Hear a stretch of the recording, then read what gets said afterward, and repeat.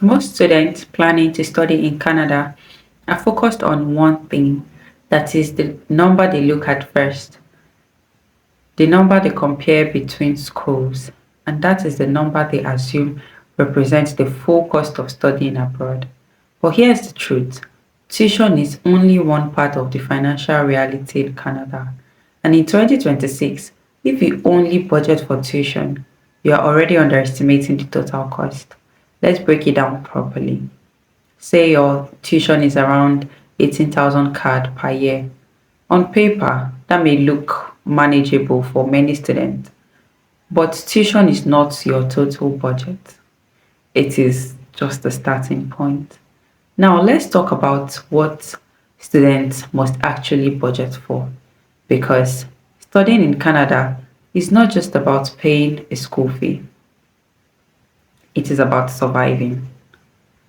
It is about surviving financially while you are there.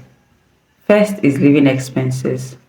As of today, most international students are required to show approximately 22,895 CAD for living expenses as part of their study permit application. This is separate from tuition.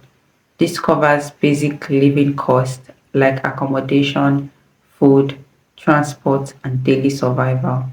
And that alone is already more than tuition in many cases. Next is health insurance. Depending on the province and school, health insurance can cost between 600 to 1,200 CAD per year. This is mandatory in most cases. Then comes visa application cost.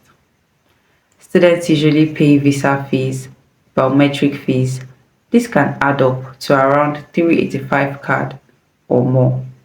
Next is your flight ticket. Depending on your country of origin, flights to Canada can cost between 1,000 to 2,500 CAD. And this is not optional, it is part of your entry cost. Then there is something many students underestimate: school deposit. Some institutions require an upfront deposit to secure admission. This can range from 1,000 CAD to over 10,000 CAD depending on the school. And this is paid for before you even arrive in Canada.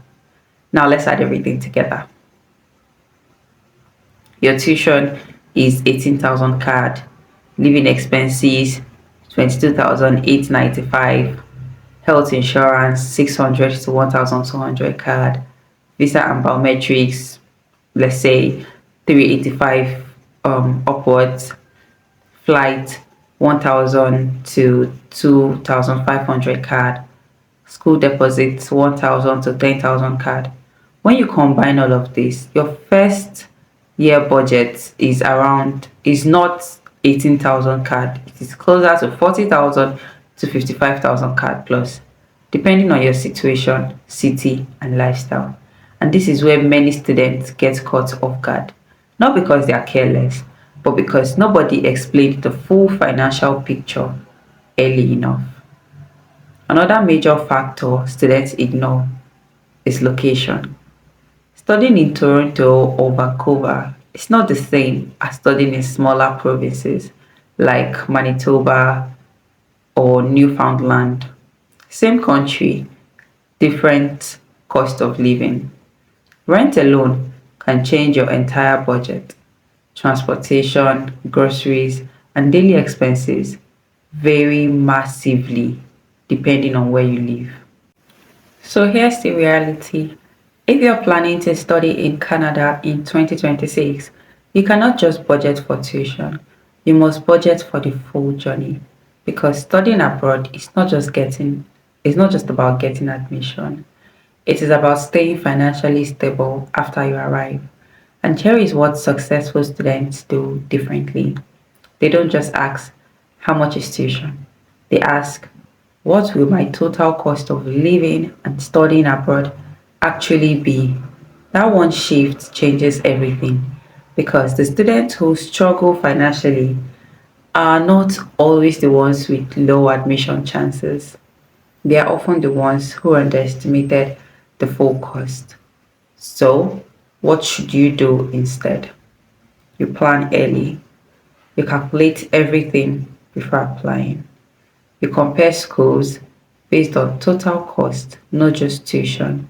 And you prepare for the full financial journey, not just the admission letter. If you are planning to study in 2026 in Canada, don't make financial guesses. Understanding the real cost before applying can save you from major stress later.